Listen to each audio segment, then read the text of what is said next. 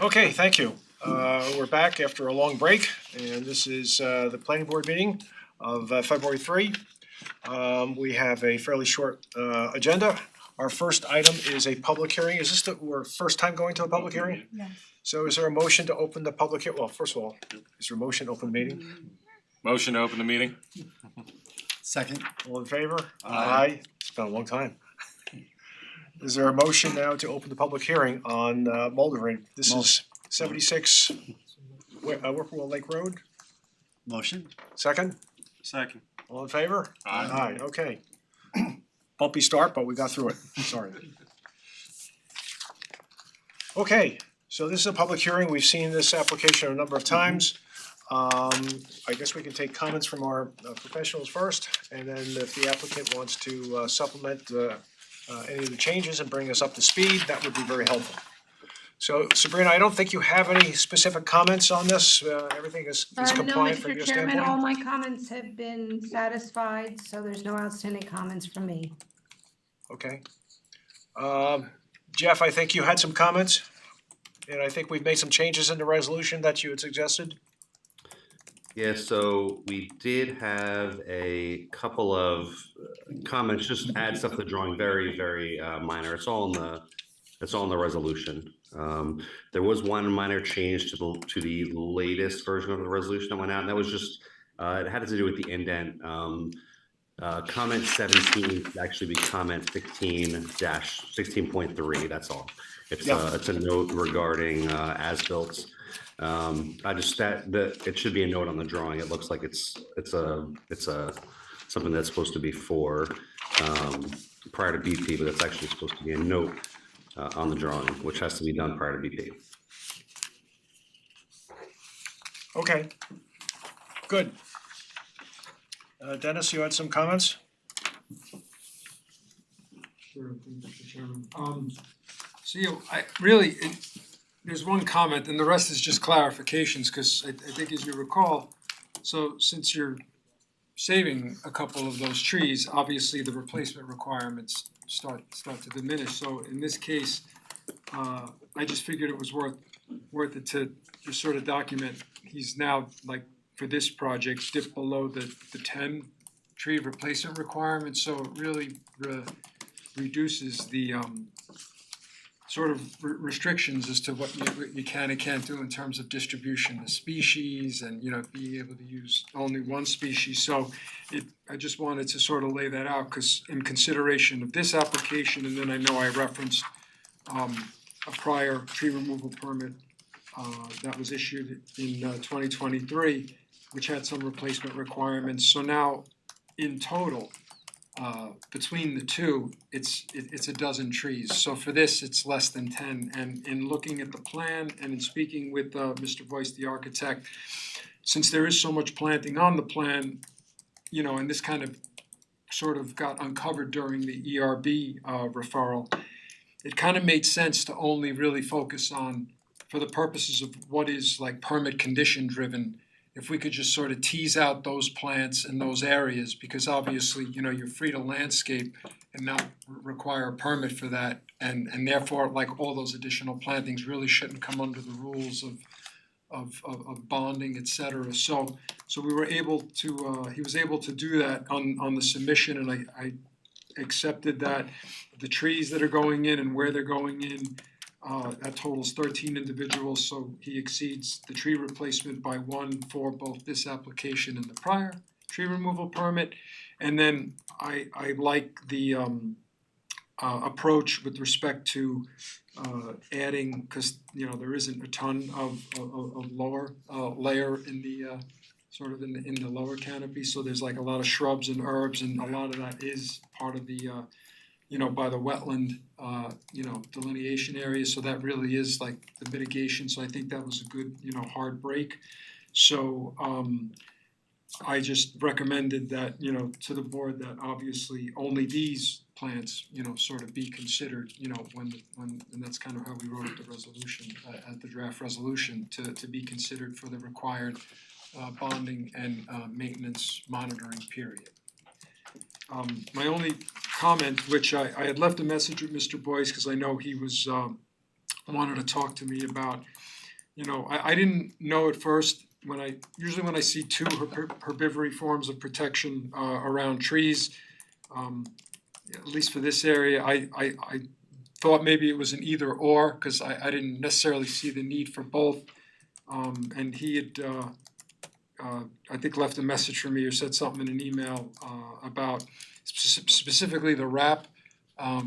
So I'd like to just have a further discussion with him, because I'd like to see what his experiences are, because when he was talking about concerns for the bark and the wrap, there's like a phenomenon like sun scald that could happen to trees sometimes in winter, maybe even in early spring, but that's like due to some fairly wide temperature ranges in a short duration, and we're kind of in a temperate area, and we don't seem to experience that as much. I mean, you know, I know it's colder in the morning and heats up during the day, but like if you look at the temperatures in the plain states and Dakotas and whatever, those are like 50 to 60 degree swings sometimes, and that's, you know, what was the concern. But he brought up an interesting point about, like, if it, you know, it just seems a little fine to me, but if a tree is at a nursery, if the north, you know, if they could, I guess, mark the north side of that tree, but then when you replant it, if the north side has another exposure, does that potentially come up against a little bit more stress from the heat of the sun that it didn't in its prior X number of years of actually growing at the nursery? So I haven't had that discussion yet. Obviously, this is a minor of minor changes. If they, you know, means the plans wouldn't have to change, and, you know, it would just be a slight amendment to the resolution saying, fine, if you wanna stick with both. I still think there's a risk reward in using the wraps, but if they're willing to, you know, based on his experience, accept that, then I would have to accept that. Okay.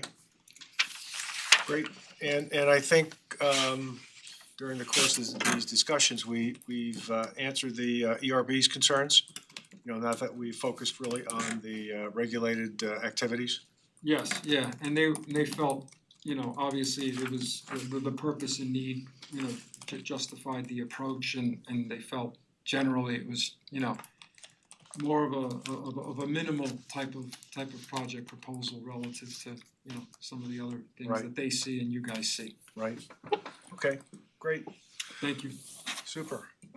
Any A question for questions Dennis. from the applicant? Sure. Dennis, just for my education, the 1,300 potted plants, are those plugs or are they like 1 gallon plants?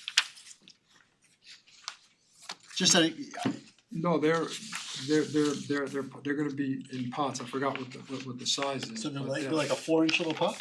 Yeah, they're gonna come as, Okay, that's a lot, right? yeah, it is, Okay, yes. just checking, thanks. It is a robust plan. It's a robust no planting doubt, plan. Yeah, I mean, not just this, but overall, yeah. It should look great, I mean, with Yeah. that quantity. Well, the applicant assured me in 2023, he says, I'll definitely get you those trees. We definitely have a plan to do a lot of planting, and you didn't lie. I have to admit that, so absolutely true. Wow, only 3 years ago. It's been a journey. Any other comments, questions, issues that you have for us, or You know, I had just a couple questions. do you wanna come up, unfortunately, you have to come up to sure, the absolutely. what we call our dais. Yeah. And just give us your name and stuff. Jason Mulderg, I'm the property owner. I think my primary question is, the document that was sent was pretty clear. But as we start to implement the plan, there may be some changes that need to have, right? Species availability, maybe we're gonna move them all one way versus the other way. What's the latitude for like a field call versus what we need to come back to the board for?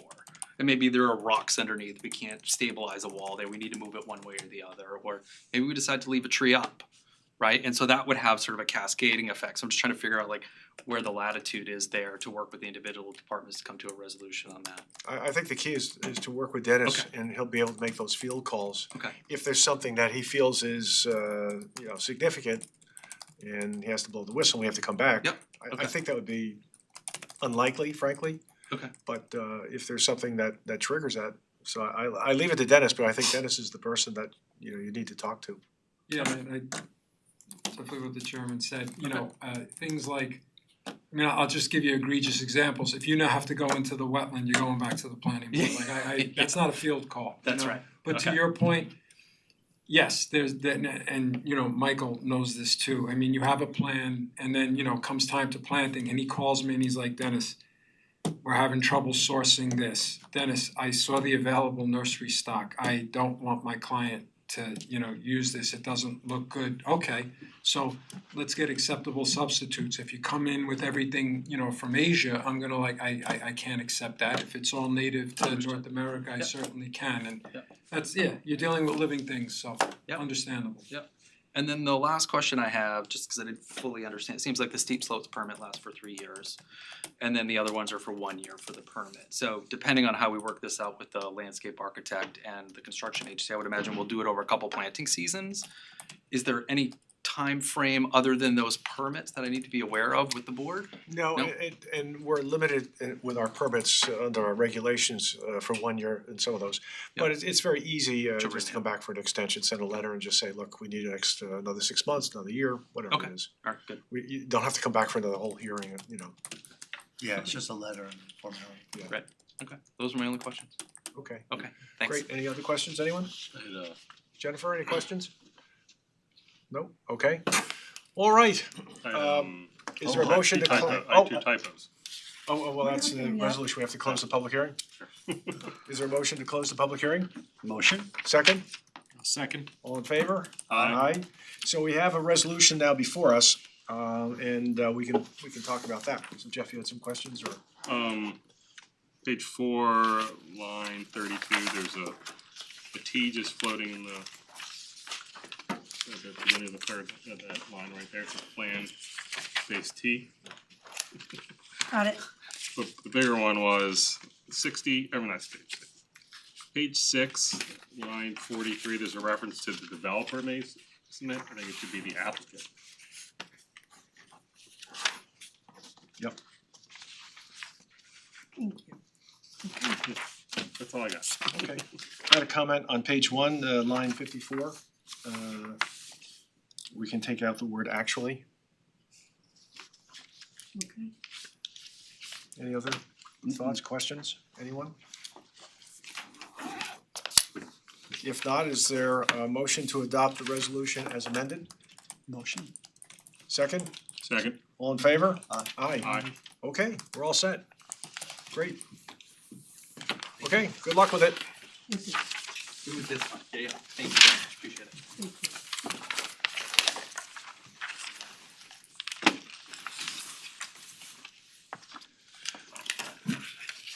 Okay, our second item is a referral from the town board. This is a discussion item for the board and our staff. This is in connection with a proposed battery energy storage system regulation.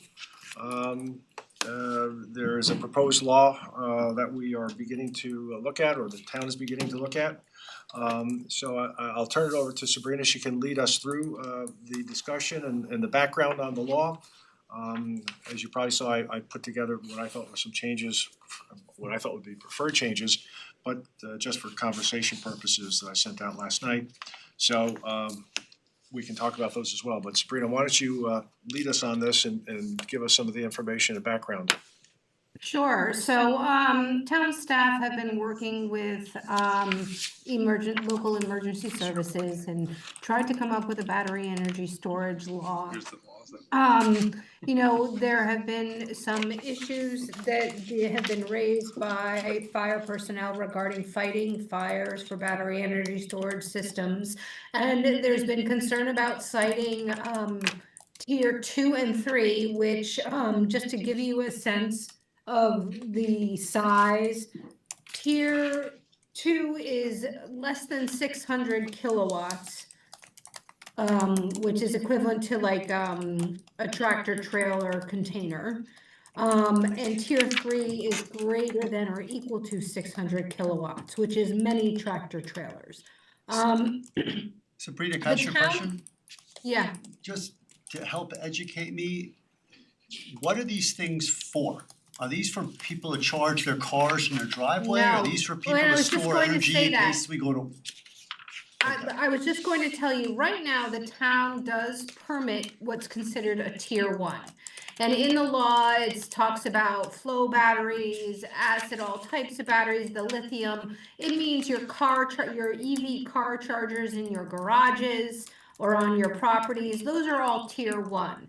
We also allow tier 1 battery energy storage that is consistent with a solar project, right? So you'll see on the side of homes the Tesla chargers or another charger. Those are all tier 1 chargers. And that a tier 1 charger is really anything up to I think 90 kilowatts. Jeff, correct me if I'm wrong. But so we already permit tier 1. The issue with the tier 2 and tier 3 is that they're really commercial applications. And is tier 1 typically just all residential, or can tier 1 be commercial also?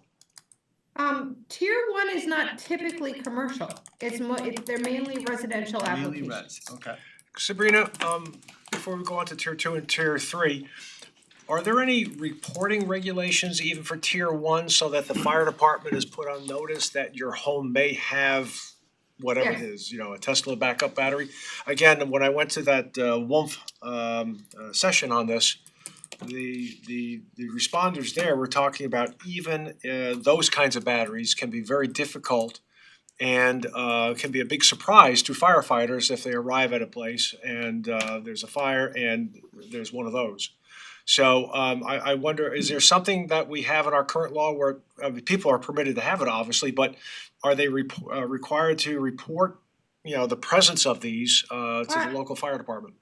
We actually have permits on all of them, building permits on all of them. I do know that there is communication between, our building inspector is the town fire marshal.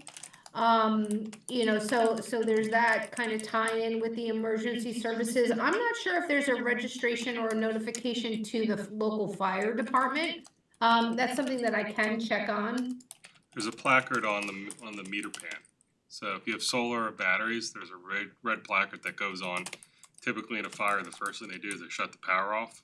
So that's the first thing, and then they know that they'll look for the big red button to push, which just de-energizes everything. And those are usually in a position that are, And they're approved by Tom. okay. Yeah. But they're usually located someplace where the fire department in a panic know where to go, We typically, Yes. like mine is right next to mine's right outside next to the battery. right outside next to the battery, okay. I just wonder if it's not, again, not to generate fees or anything else, but just for the safety of the fire department, Well, first responders, just to let them know They that pretty there's a much pla- know they when have they're one. going, where they're Yeah, going, I and don't what know, they're like, encountering. does our town have a automated system where like when they're at a fire, they can pull up the building plans, anything that's digital? Yes. Alright, that's another way that they do, like, they show up, they have, I don't know if there's a note like on there, but when the fire department shows up, they have the plans, so they, God forbid, need to go into a house. I don't know if our volunteer fire department has that type of technology. The building inspector certainly does. Okay. But you said you have to pull a building permit to install these, so at Correct, least, they have to be they're all inspected known and as a record. installed. Yeah, an electric permit, now, do we know, you may not know the answer, is there currently a mechanism when somebody pulls a permit, does this get triggered and does Tom send it to the fire department? Does, I don't believe so. okay, But might you be have to a understand, recommendation in that my we s- office, Tom is the town's fire marshal, and in my office, we have a part-time fire personnel who does fire inspections, so there's constant conversation between my office and the fire chiefs regarding projects. Well, it might be something that we recommend, just as an Absolutely. internal procedure. Doesn't Yeah. have to be in the law, that, would just be a best practices. and Con Ed's Yeah, and aware for all I also. know, they already do it. and Con Ed Right. knows too. Con Ed's aware because of the backfeeding, so you can't connect until Con Ed approves. So there's a notation, so God forbid there's a fire, they're showing up also to shut your gas off and whatnot, they know. So I think there's a lot of redundant knowledge or notifications, but I don't think it hurts to Yep. make sure that when, as part of our building permit, the letter goes to the fire. I'm gonna ask right now, I'll try and get an answer for you. Okay, Well, it's good to know we have all this information, just making sure it gets coordinated I mean, before the when I first got my wood responders. burning stove, they told me they were gonna notify the town that I purchased a stove to make sure I pulled a permit to get the stove installed. oh yeah. So I assume they did, and I got my permit, and Tom came and looked. So, I'll get an answer in the next minute or two, I'm sure. So regardless, we have this law.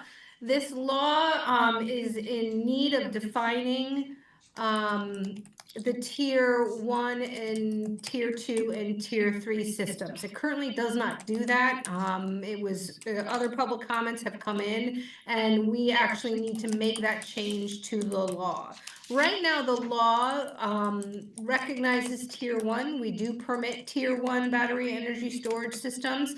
What it does, it prohibits tier 2 and tier 3, basically because of the residential nature of our community, the fact that we don't have a lot of land that's not affiliated with a neighborhood, and the concern about firefighting, what happens, access to that, how it affects the neighbors, that type of thing, and also our sensitive lands, our wetlands and our steep slopes. So this law does not allow tier 2 and tier 3. Is part of our review to entertain you allowing 2 and 3? Okay, No. so 2 and 3 are just prohibited, period. Prohibited, period. I did get a response from the building inspector. He said there is no requirement currently to notify the fire chiefs, but they have been communicating about creating a list.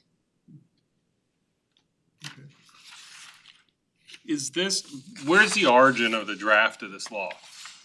Was this disseminated to towns and to utilize as a template, or is this the actual law?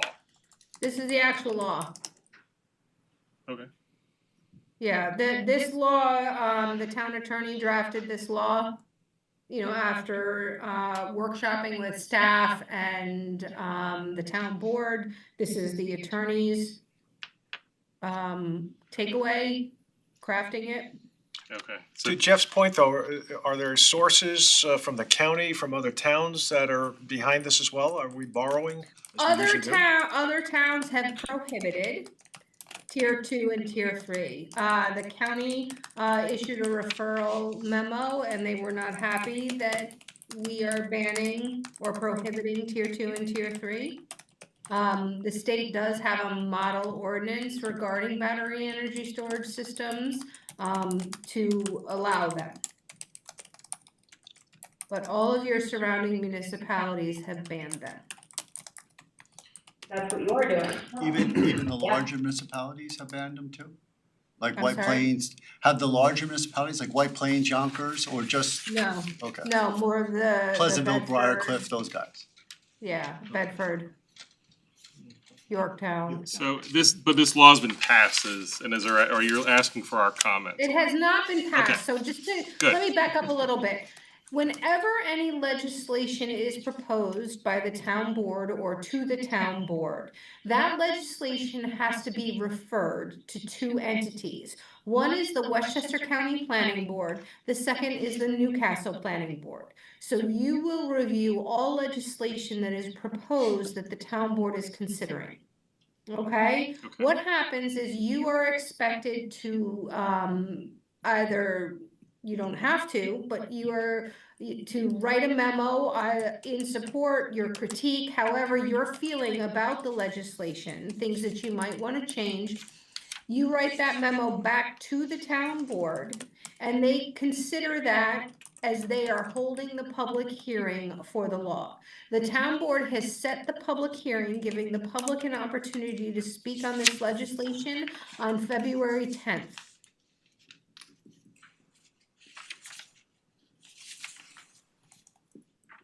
Okay. And So it's this a is draft. what- Yeah. Yeah, this is a draft. It says draft on it.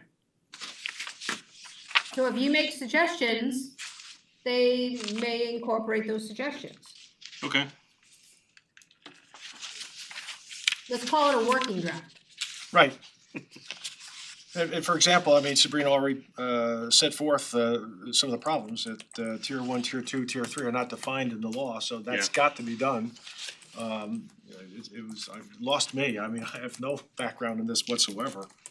other than watching, my background in this is limited to watching Channel 12 and fires up in Orange County and Yonkers, et cetera, where Besses have been on fire, and then hearing from local residents just saying that they're very concerned about the environmental impacts of the fires, the suppression chemicals used to put out the fires, their drinking water, et cetera, which seems to make good sense to me, having had some experience and knowledge of fire suppression chemicals. They're tough. So, and again, I went to that WUMP thing, and the fellows there, these guys were all dressed up in their fire gear as they gave the presentation, so it was very dramatic. But they really emphasized how difficult it was to tackle these fires, and how dangerous it was for fire departments to tackle these fires, and of course the long-term impacts of some of these fires. And by the way, they just come and watch them. They really don't put them out. Yeah. I mean, those are the lithium ion ones. Yeah. So, okay. I just overall, I want to, from a standpoint, right, so New York, last year, they had a working group at the state level where they had recommendations and they ultimately incorporated them into the 2025 Fire Code of New York State, right? Section 1207 deals with this stuff. From a regulation standpoint, I would think it would be a slippery slope if we get into something other than saying follow the New York State Fire Code from a safety perspective. Because we're a planning board, citing things like that, that falls under our purview. But I don't think any of us are knowledgeable enough as it relates to the actual safety side of things. In this draft here, and just as a comparison, right, if you have a Tesla in your garage, it's 58 to 130 kilowatt hours in those batteries. The Ford Lightning is 98 to 131. The big one is the new Escalade. It's 205 kilowatt hours. So if you have that new Escalade, you have a massive lithium ion battery parked in your garage or wherever you're parking it. So just be mindful of, realistically, what has a higher probability of having an issue? A vehicle that's driving on the road that could get a nick from a rock underneath to hit the battery, or something that's stabilized that is protected by, whether it's if it's in an area where the batteries are, or where there's potential impacts, right? There's in the code there's requirements for things like that. But as it relates to section, was it under one? So top of page 2, it goes through the battery energy storage for 1 to 2 family residential dwellings. So we have 40 kilowatt hours inside, in essence, 80 kilowatts outside is general demarcation. Is that in aggregate, or is that in a single? And it goes also into section B here. For instance, the Tesla the Tesla Powerwalls, they're in 13.5 kilowatt hour chunks. You can stack 3 of them in front of each other. So that would be 40.5, which means because we're 0.5 over, you can't put them out there. You know, that's just something, and Anchor has these other ones, like there's all these new groups that are coming out with these power walls that can be interior or exterior. I think we need to be mindful of the numbers that we put in here and make sure that we're not preventing residential folks from doing it. Now, what Trump that though is the code that they approved, I think has where some of these numbers came from. Oh, these numbers you think came from? But these numbers in table 1, those are the numbers that if you're below these, this code doesn't apply. It's section 1207.1.3, which has the list of all those. Basically, if the energy storage system has capacity exceeding the value shown in this table, they need to comply with this section. That's what. So according to the state code, anything below these numbers, you don't have to follow this. At least that's my read. I'll leave it to the attorney and whatnot. I think, and now that I know this is draft, Sabrina, I'm flying to Phoenix in the morning. I'll have plenty of time to type up some comments to this. And then I don't think that our town should necessarily have tier 2 or tier 3. But I do think that that's going to be part of larger commercial developments going forward. Can you tell us what a tier 2 or tier 3 Yeah, is just used for? Sabrina- What's the application for a tier 2? It's larger battery backups. But for what? So let's take the Chapel Crossings, for instance. Okay, Each one of those houses could have a 13.5 Tesla Powerwall connected to the back of it. okay. Or when the main feed comes in from Con Ed, there's gonna be a large transformer out there. Right next to it, you place one of these so that if there's a power outage, if the grid goes down, it's uninterrupted power to Chapel Crossings. So it goes right back in. There's an automatic transfer switch at the transformer versus one at each house. Also, what is now happening is on the load shaving. So if the line that's going down Bedford is overtaxed, instead of forcing brownouts and blackouts, they can reduce the load on that line by starting to discharge this battery to the people in Chapel Crossings. So from a commercial development side, these are starting to be placed with buildings to provide the load, the peak shaving in essence, that the grid requires. And there's gonna be some instances where these boards, we're not gonna have any say because the federal government's gonna come in and say that this is a matter of for the grid. And it's gonna go under FERC and it's gonna go under the federal stuff where they'll just preempt local zoning code. And would the alternate been just a generator, a backup generator, diesel to give power if something?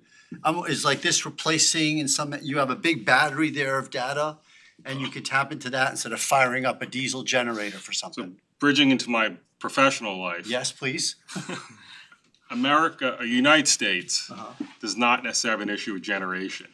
It has an issue that generation is out in the middle of the country or away from population centers because nobody wanted smokestacks and coal-fired plants. Yes. We have a transmission line issue where the pipes that bring the electrons from generation to where we are overtaxed and they're undersized at this point.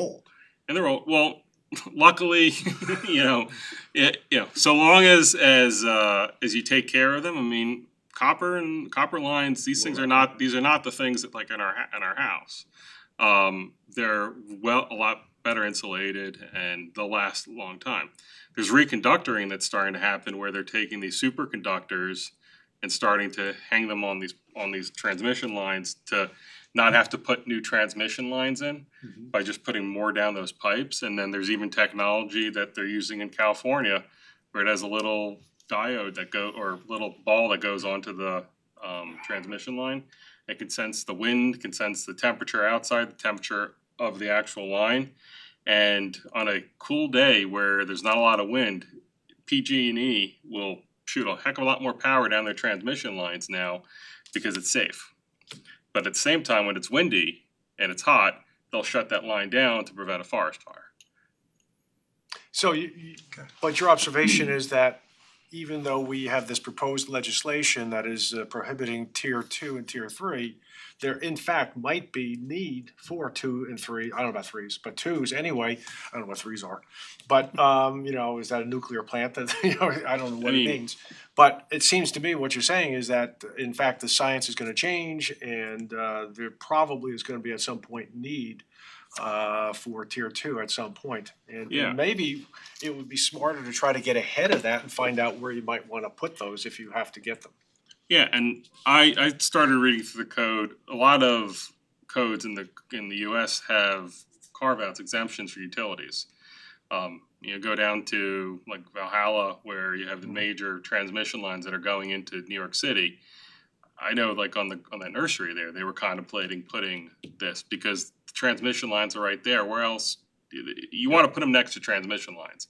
You don't want to put these in the middle of an area where to get the power to there and then to be able to discharge it is not efficient. In Millwood where the substation is that It's the type possible. of place where they would be thinking about it? Loudoun County Dominion Energy bought a couple residential properties next to next to one of their substations called the Evergreen Energy Center, and they're putting I think it's a 40 megawatt hour, so smaller battery energy storage system that would, actually, it's not, when you talk about, that's 4,000 kilowatt hours. So that'd be a tier 3. But it's right next to them and it's in a residential area. The fire marshal down there required confirmation that their maximum distance of hose line is 1,000 feet. So there had to be 2 hydrants that were within 1,000 feet of this place, and there are. But as the chairman said, a lot of times the view is you let it burn because just part of the natural process, it creates its own oxygen. Right. There's a lot going, but also just from, and I'm not beholden to anyone, but this is something that is going to happen in the US in order to save save people from having brownouts and blackouts. And at the same time, it can reduce the cost of power. Like my house, I have solar and I have batteries. During the summer, I don't use the grid. All day I'm pumping about on a good day it's 80 kilowatt hours back into the grid. That and at night the batteries charge up and then they discharge during the day. So that means Con Ed, I'm not putting strain on the grid, which means Con Ed doesn't necessarily have to improve for my little bit. Same with my neighbor who has 5 Powerwalls or 6 Powerwalls at this point because he's got an electric car and whatnot. I'm only asking this because you seem to know more than anybody. Tier 2, if you were to have a tier 2 facility, I'm assuming it doesn't need water and sewer. It just really needs electric. Nothing really needs water and sewer. None of these things need water and sewer. I'm only thinking that because where we have the Millwood substation, we don't have sewer there, so it's not as if we're taking away from a residential use, right? It's Yeah. kind of, okay. And then there's now, as part of when there's fire and you are putting it out water, making sure self-contained, I don't know, call it basins. Tub. Yeah, I mean, it's concrete and it's got a method for filtering out the particles that can get into the water. So the heavy metals be no different than probably filtration that occurs in a normal sanitary treatment plant to try to pull out heavy metals with the sand filter and charcoal and all that stuff. But before it gets discharged, it has enough time to go through the filter medium to reduce or eliminate any heavy metals from going off site. What goes in the air, same thing as a building fire, right? When a house burns down, There's lots of stuff yeah, in there. we're expanding our fire station so they can have a washing area because of all the stuff that come, like there's not a big difference. I say this all as a person, not as a person in the business. Yes, no, but you're one step up on us. I'm working on this, so yeah, I just think that we need to be mindful of making sure that we don't put something in local law that could be contradictory to the state law. And then making sure that we're not limiting our residents from doing residential projects. So getting to the point of citing these on a site, I mean, obviously, you want it to be located safely. You want it to be private from your neighbors. But practicality reasons, I think they're all pretty much around the garage near the car, right? If most of these are for batteries for cars. Well, it's for my house, right? But is that part of your garage or part of your main house? So I want to put in my garage, Okay. but Tesla has the switch, it has to be from the electric code, it has to be within 6 feet of the ground, Okay. which if you put them in your garage, there's path of travel. Tom and I went through this. I mean, I made diagrams and stuff. And the impact zone of a car, unless if your garage is under 7'6" is 48 inches. Okay. The switch is at the top of a 3 foot, 3 or 2.5 foot. So it's above that 6 foot thing. So you can't really put it in your garage unless if it's completely out of the way of where your car will be driving. Gotcha. So So mine went out the house. I've been actually communicating with the building inspector, and right now, they follow for tier 1. They follow the 2025 New York State Residential Code, which talks about 80 kilowatts being a cumulative number. So with that, he's telling me you could fit 3 power walls. But more than that would not be allowed. You fit 6, I think 6 power walls, they're 13, 5 each. What do we do for 80 people, kilowatts is your max. what do we do for people that have more already? You're in violation. So presumably, if there's more than 80 80. kilowatts, then presumably they don't have a permit. So they're in Yes. violation for a couple of reasons. They've done something Correct. without a permit and they're also over the limit. Was there ever a time these could be installed without a permit? Everything can be installed without a Alright, permit. so Legally, this goes back to, That's a they're different stacked, story. right? No, legally you need a permit. There are 3 that are stacked, which are 40.5, but then you go 3 feet over and you can put another stack, right? Are we saying that, That's 81? That's At that 81. point? well, you could do as many as you want, Right. right? Tesla will only stack 3 in front of each other, there's all kinds of reasons, but also the code, I think, says maximum is 50 kilowatt hours per stack, so if each one's 13.5, you can't add a 4th one there. But are we saying that, cumulative per stack or cumulative per property? Cumulative per property. If you have more than 80, you're in violation in a 1 and 2 family residential Okay. zone. So that could operate as a significant limitation. Well, I would expect that anyone who's done this has come in for a permit. Yeah. You're not doing this without going through the right channels. so do you think the 13.5, Yeah. which gets us times 6, which gets us to 81, is that done on purpose so you don't get the 6? Or can the 81 get changed, can the 80 be changed to 81 so you can get this, but there's a state law, we can't change a state law. Correct. This is state building code. But I'm just saying, why, if the stuff that comes out in the market gets you to 81, why do they limit you at 80? It just seems I don't like. When this Talk came to New York across, I didn't State even, Building code. I got Well, a if I could copy just of add- last year of the recommendations and I didn't track this stuff until it came here and I don't know. Yeah, it just seems like they would, Yeah, someone did it on it's- purpose, right? Well, Well, you can get them government is smaller in everything. there's other ones where you can get them in smaller tranches. Oh, so they do come like at Oh, 12 and a half. I'm gonna guess that Tesla's already figured out a way to reduce, to maximize, you can maximize how much those things can To get actually to hold. 80. To get to 80. Yeah, like in a storm, when there's a storm, it actually charges greater than 13.5 for a very short time period. In case you lose power, you have more More juice. backup, yeah. Like Frankenstein? It has to do with the chemistry.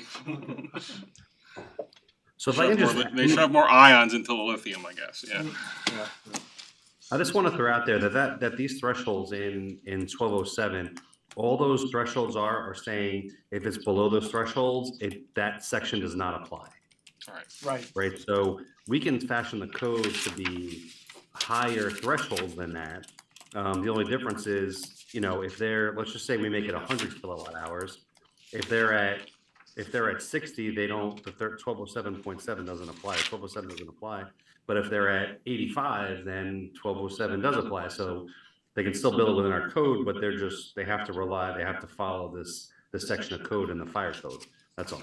I do agree with Jeff though, 80 is a little bit small. If you look at how, you can pull out your power bills, and see kind of what you use in a month. 80 kilowatt hours it's not an enormous amount. Well, just like that Cadillac Escalade, it's got 200. I do think we should also possibly mention that, does this apply to parking cars inside structures, right? Ultimately, the purpose of this law is for fire department to kind of manage things, right? There's health and safety issues, there's environmental issues, but just all kind of considerations to. But also, folks, I do wanna say, we follow the state building code. Yeah. right? And so they set the regulations we are implementing. We're not trying to change that with this law. In fact, we're saying we don't want 2s and 3s. Tier 1s will stay as it is. Right, the We tier ones can't go up to exceed 600. state code. Tier 1 go up to 600, No. this stops at 80.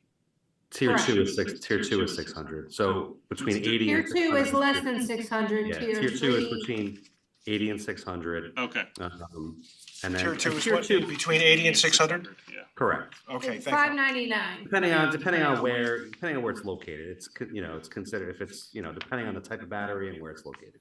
But, we can just use 80 as our number. And, that number, that tier 2 would be more businesses would be using that, large businesses that need to stay online if Supermarkets. there's a power, supermarkets, things like that. That would be sort of that range of, up to 600.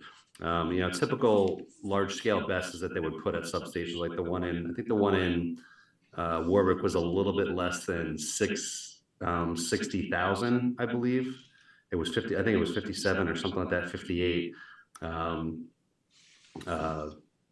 gigawatts, I believe. Gigawatts? Megawatts.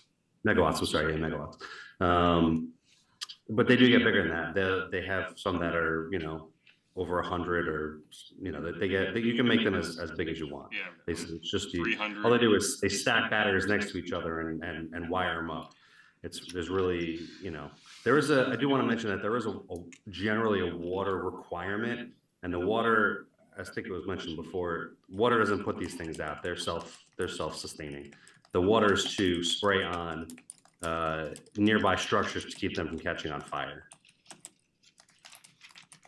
Is the water used at all during the course of operation for cooling purposes? There's no point in really, the water's the only purpose of the water is So the is water's just fire to put out the fires that's around fire the houses. suppression. It's really it's fire suppression of other structures, not the batteries you don't put out. The typical. So when I was in Briarcliff, they were considering putting a BESS in, which I believe they ended up shooting that down, the village board. But the direction, I reviewed all the plans, all the specifications. We went through with the fire department, and there was the direction from the manufacturer was let it burn and keep everything around it cool with the water. That was it. And there's been a couple fires that you mentioned, right? I think the one in Lyme was a fault. There's another one where coolant leaked and got in, right? I mean, these things nothing's perfect. Of course. But these have gravitated over the last couple of years from backup for residential to being utilized continuously for reducing the cost of power by charging during non-peak times and discharging during peak, and by doing load shaving so that there isn't an issue with the transmission lines bringing power into residential areas where you could have a much larger fire. Yeah. From that. I was So, intrigued by your example of Chapelco Crossing. I mean, that's important to consider. Yeah. That's just one example, but where you have density, there could be a need for so-called residential use. And there's incentives now that are being thrown out by the state, state and federal. The utilities are doing that. I mean, think about it. Con Ed pays me 53 cents a kilowatt hour during the day, and I charge it for 3 cents a kilowatt at night. So they don't give you a check, but it goes against your power bill during the Right. winter. Right. So there's a lot of things. I'll send some comments tomorrow to you. I also, just for your information, Tom said that the car chargers are not part of the code limitation at the moment, so he said they're allowed to backfeed to a home. Yeah. So with that Escalade, there's not an issue because it's not regulated by the tier 1 limitation. Yeah. And typically, right now, our town does not allow standalone BES. It has to be affiliated with a solar system. Interesting. So Yeah, you you could only can't, have a battery storage if you have a solar system? Correct. Correct. Okay. Which is odd because what Jeff does about charging, people do that. You can make money off the difference where you charge at night and then have a big enough system to use it during the day. and you'll pay 3 cents a kilowatt hour instead of, 40 cents a kilowatt hour. So you can actually make money doing that. We don't allow that. Not a lot of money, because you don't, It's a cottage it industry. goes huh? against, it goes against your winter bill, all right, when the sun's not shining. But, so yeah, if it excludes car charging, because the other issue that, I had it with, if you don't have a Tesla, at least with the Tesla Powerwall, they don't talk to each other. So your car will continue charging even when you lose power. So you wake up in the morning, you don't have power in your batteries because your car's full. Teslas talk to each other, but we should, that is something that these systems are gonna start getting bigger until something like that is fixed, so that you have enough power to get out of your house and get somewhere and still have your house running with the sun not shining.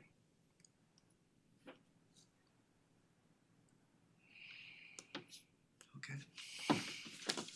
So how do you wanna handle this? Do you wanna, give it some thought? We can put it on your next agenda. I know the town board is opening the public hearing on the 10th. Your next meeting is the 17th. Yep. March 3rd. We're Oh, all, we don't have a March 3rd. 17th? it's a winter break. It's the winter Oh, break, so good we, point. So we'd have to come to some sort of memo. I mean, do you agree with the sentiment of the legislation? These are the things that, we kind of need to flesh out so that, we could write a referral response. Well, my sense is that we probably agree with the sentiment of the legislation, but we probably have concerns that will echo that are Jeff's concerns.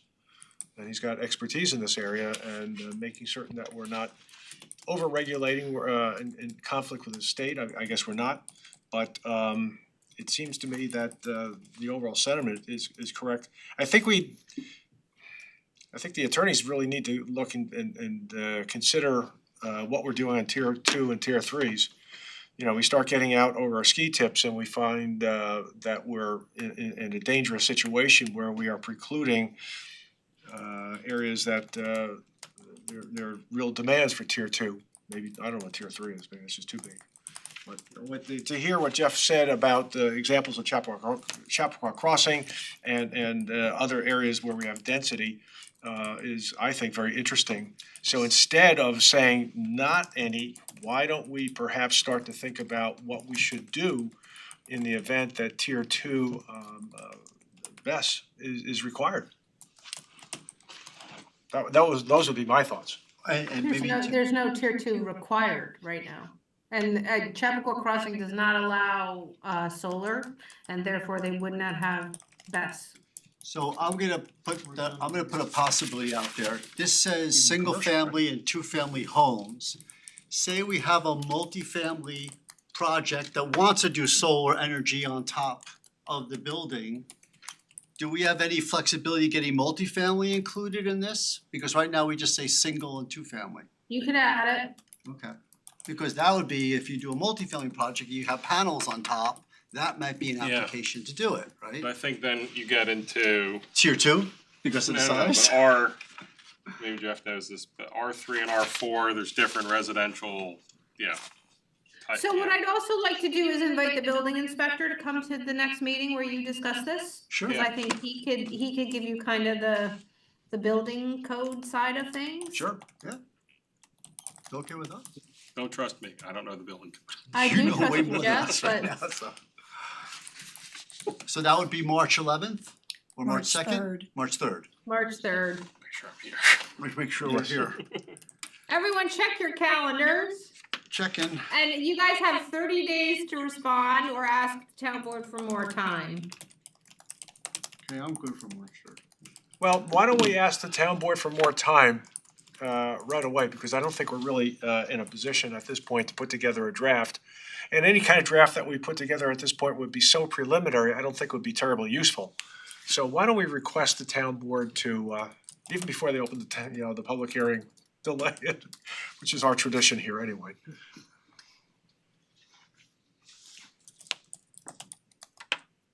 I'm only kidding about that, they can open it, but clearly don't close it. I'll laugh.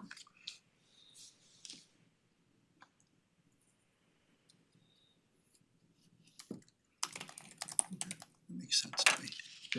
Does that make sense? Yeah, this makes sense to me. Okay.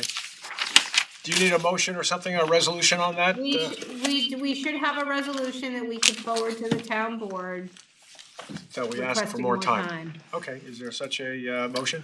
Motion? Second? Second. All in favor? Aye. Okay. Very good. Great discussion. Way over my pay grade. And if I may, if there's comments that you guys want to circulate, if you please send them through me so that I can get them to everybody. So for example, Jeff, if you have like a list of things because you sat on the plane yesterday or tomorrow and you write a book, send me the book and I'll share it with everybody else. Will do. And for anybody You got else, 5 hours send me out your and 5 comments hours and I'll back, share you it. got 10 hours. 6 of hours action-packed, back. action-packed discussion. Work. Exactly. Great. Okay, well, thank you. Good. Good discussion. Our next item is the minutes of December 16. I have two little things. On the first page, isn't Jennifer no longer an alternate? Isn't she a full Correct. board member? But she was an alternate at the time. Oh, okay. That was one comment, and then my second thing, on page 2, line 30, the Norway maples should be counted as replacement trees for replacement. Didn't we determine a 1-to-1 ratio or a full ratio, whatever? So could we maybe get that in there? What was it, 1-to-1? Is that how we'd say it? So a replacement replacement at a trees. 1-to-1 ratio for funding to the tree bank. Yeah, we counted, yeah, We just never said it, and I just wanna get it.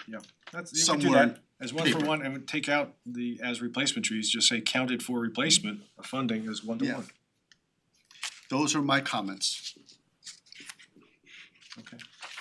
Anyone else, any comments? If not, is there a motion to adopt the minutes of December 16? Motion. Second? Second? All in favor? Aye. Aye.